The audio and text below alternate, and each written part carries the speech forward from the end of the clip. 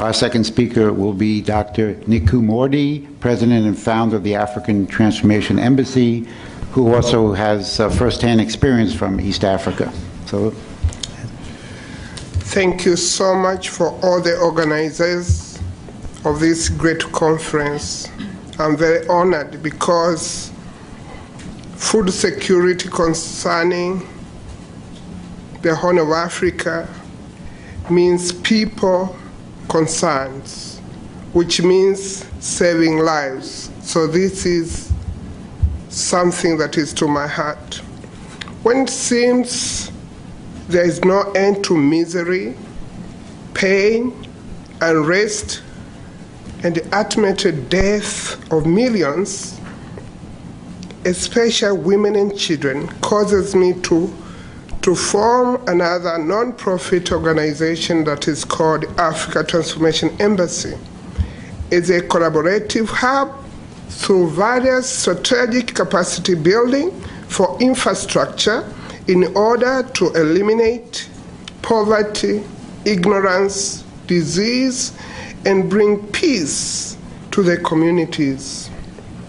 With over 45 countries hand-on experience, ATE has practical solutions that have transformed lives through sincere passion to bring solutions to humanity through compassion, sacrifices, action, wisdom, and understanding.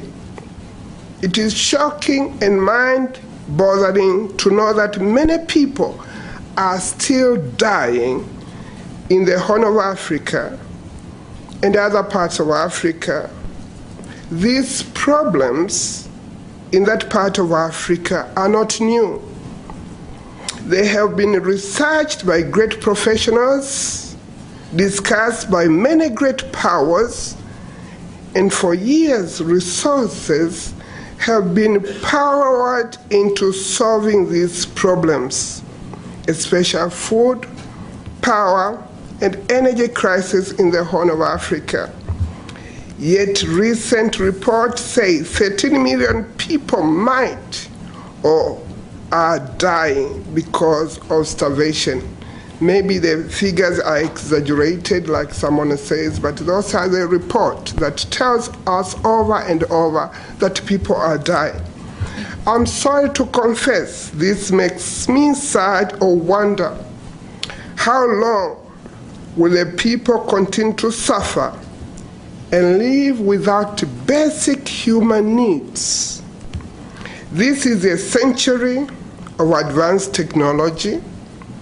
One will expect policymakers, professional researchers, and all those who have been involved in solving the crisis in the Horn of Africa to be discussing success stories, how million lives have been spared because of their efforts, or would be sharing the strategies that are already in place to prevent humanitarian crisis. Instead, we are, or they are, in different parts of the world discussing how millions might starve to death before the summer. This is mind-boggling. Drought is inevitable because it is a natural phenomenon that no human being can prevent. And this phenomena affects different parts of the world. Yet many countries have solved these problems. Countries with strong economies and good political stabilities and structures have successfully eliminated the drought. However, when there is no stability in the political structure and the government engaged in army conflicts, social and development programs have been, the basic human needs are neglected, and the environmental degradation is also inevitable.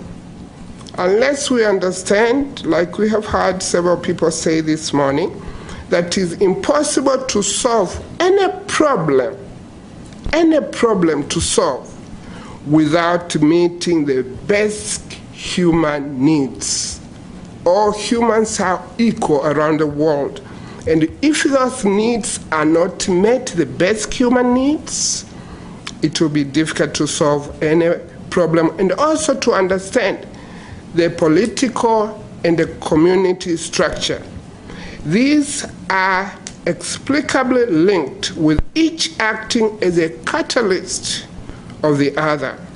Although drought can be managed, but recurring droughts in areas of conflict often create ecological and environmental catastrophes, as in the Horn of Africa.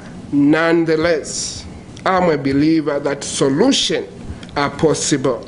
Let me share some practical steps that can address these concerns. Meet the basic human needs is key, and also the approach when you are trying to solve those problems. Number 2, build strong human ethics educational system to bring mutual respect and understanding. Number 3, invest in sustainable development. I think we have heard them saying over and over. Appreciate that. Number 4, consider new strategies. We were talking about since 1970, things have been written. I wonder if we go back to find out the research that has been done before in order to build on what has been done, or we keep on inventing the wheel. Create better working environment of trust and partnership between stakeholders. Link the civil society organization with the local government officials up to the national government to help solve problems. Strengthen neighborhood cooperation among villagers to prevent conflict. Number 8, invest in technology. Right now, there are so many technology. I'm not a technology person, I'm a practical person, but I hear there is hydro-breed agriculture, hydroelectric turbines for waterfall to make energy, waste to make energy, vertical wind turbines, and agriculture with the hydroponic technology. All this can alleviate poverty, can alleviate drought, can help to alleviate misery, and uttermost bring peace. As I conclude, I am aware of the great efforts that many great people are putting in helping Africa. Even this conference, it is because we are trying, or you are trying to help. Thank you very much. Nevertheless, those who have been dealing with the Horn of Africa have to honestly ask hard questions in order to get different results and reduce or eradicate many crises, especially the U.S. Africa Command. We thank you for your effort, but start by asking such question as, why the amount of resources involved in solving the crisis in the Horn of Africa for years have produced very little results?